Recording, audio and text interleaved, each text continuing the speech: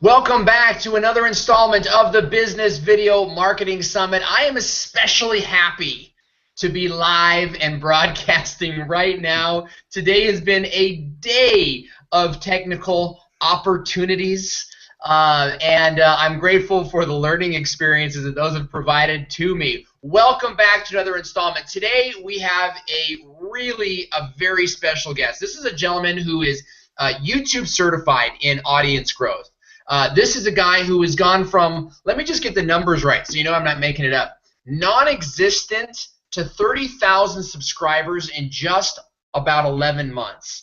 We all think of one particular name when it comes to YouTube marketing, and this guy is a silent kind of secret weapon, and he agreed to come on the show and spend some time with us today. So I'm very, very thrilled and honored to welcome Derral Eves to the show. Derral, are you with us?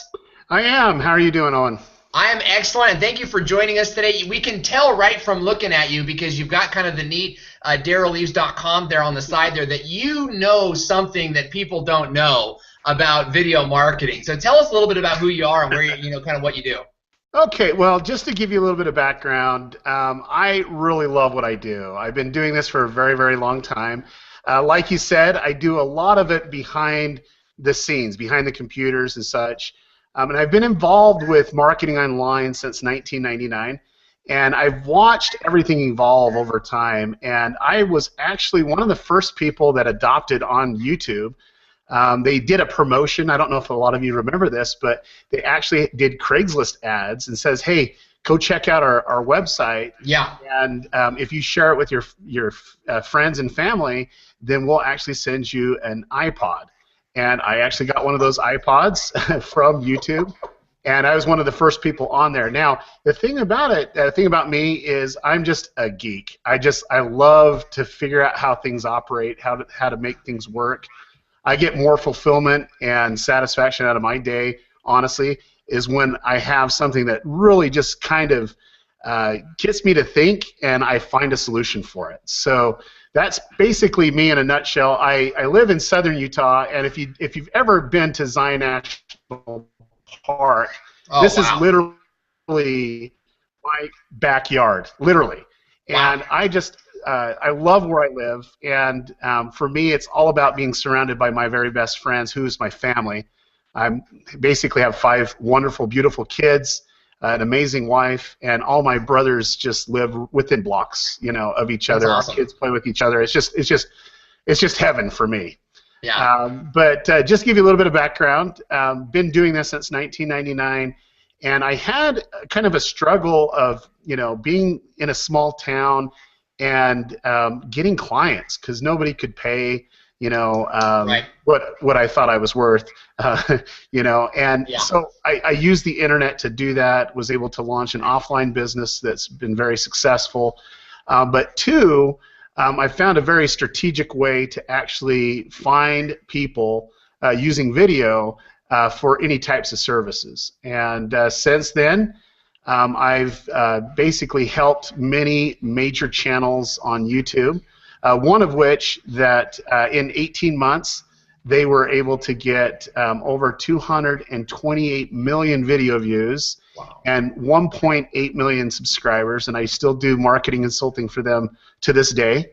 And they are amazing at what they do. I think they're at 2.7 million as of today, somewhere around there. So like Owen was telling you all, I'm kind of been behind the scenes, and last year I decided, you know what, I have all this information, all this knowledge, and you know what, I'm going to just start giving it out. And I started my own YouTube channel because I got sick of people asking me, how do you do this, how do you do that? So I actually just made videos and sent it out there. And during that time, it was like last January in 2013, I was able to get over 30,000 subscribers and 6.1 million views. So it's been a great ride. Oh, and it's got to feel good at the end of the day to know that you are overtaking YouTube marketing, How are you doing it? Well, okay, there's a lot of people that like to talk about video marketing. They have some great strategies. But realistically, there are people in this industry right now that are really, really good. However, they're the behind-the-scenes types of guys, and they understand a lot of concepts. I'm just thinking of two just on the top of my head. Won't go into detail about them, but Sure. they could run circles around anyone because I mean they get billions of views, and it's crazy what they're able to do and the concepts behind their knowledge. And it basically comes back down to this. It's about understanding your target audience. So that's the difference. Before I even do any project for my clients or for myself, I figure out who the target audience actually is. And then I figure out, what type of content that I'd actually be providing for that target audience. Now, here's the important thing, and like you said, I kind of came out of nowhere.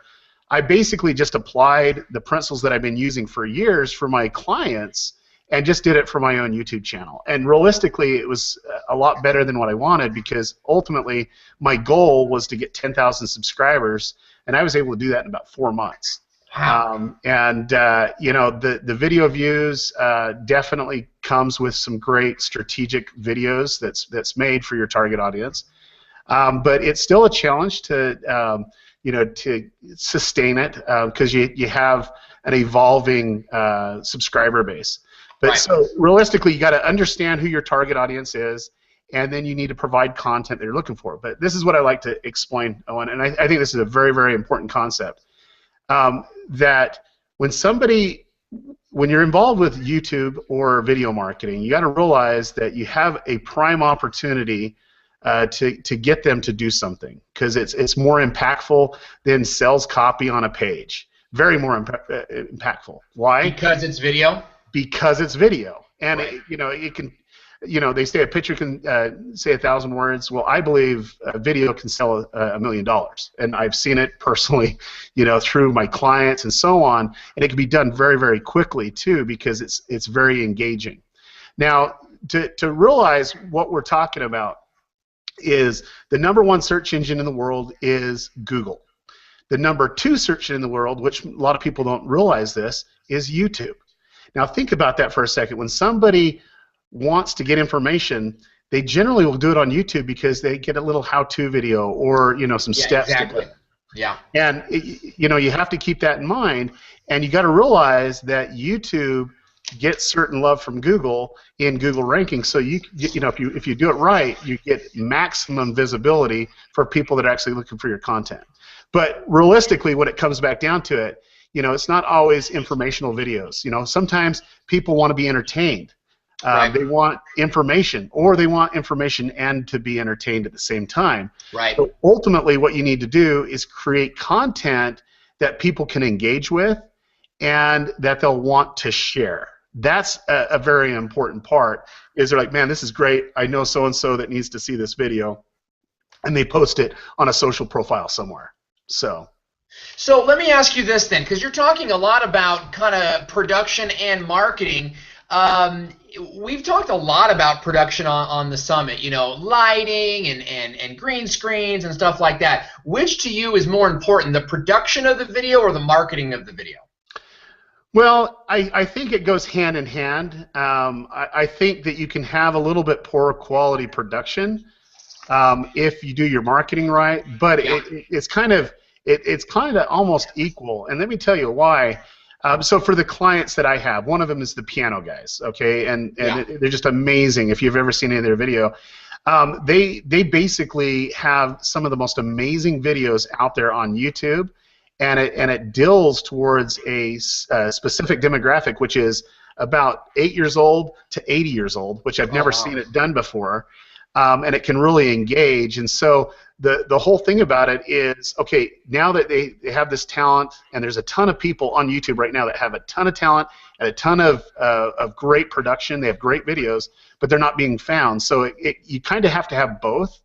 And then after the marketing side does it, it kind of does a perpetual snowball. It gets bigger and bigger and bigger, where it's almost self-sustaining. However, I've found that you always need to extend your reach, because realistically 2.7 million subscribers isn't that big of a dent in the world's population. So so getting that size of subscribers, we should be looking at that from a global perspective. It sounds like you're saying, and in terms of world population, yeah, you can get your piece, right? Yeah, and I think the thing that I want to get this message out is when you are making a video, regardless of where you're at, it goes globally. Okay, literally, there's a few countries in the world that actually block YouTube, but other than that, it goes globally, and it does change the dynamics of what you're actually trying to do and how your message gets out. So, just to give you an example, I just did a small internal promotion, and I have people literally.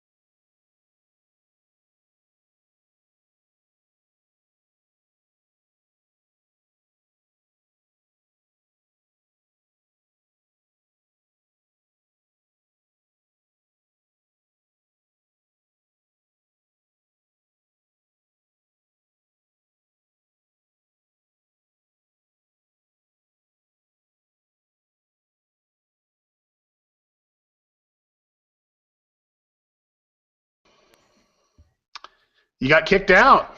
I did. Google Hangout is hating me today.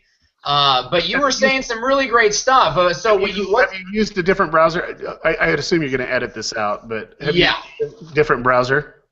I've been using Chrome. I've never had issues like I'm having today. Okay. So it's hard to say. You were saying the message you really want to get out. Well, I think the message that I want to get out is that it's a global market now, and don't localize yourself. Even if you're into a specific niche in a localized area, there's a lot of people out there looking for the information or entertainment that you could actually provide to them. And how is that valuable to the local business owner that says, well, I can only take patients from, 10 miles away, or the baker that says, I don't ship, how does that bring value to their business? That's a great question. So how everything operates, just so that everyone has a good understanding, the more visibility and more exposure you have online, it translates that to higher visibility locally. And where Google is really shifting to is basically semantic social search.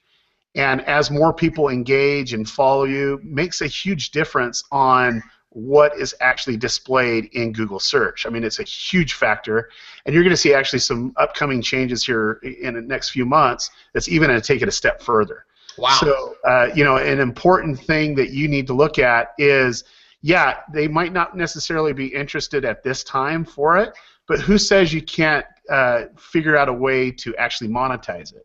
And so one of the things that I do is I actually will go and look and see strategically actually how to monetize it on a different level, where it's integrated into their local campaigns, but they're able to make some money on the back end too by doing a global approach too, because they have the exposure. Wow. So you're saying taking that exposure and then finding a way to make money with it.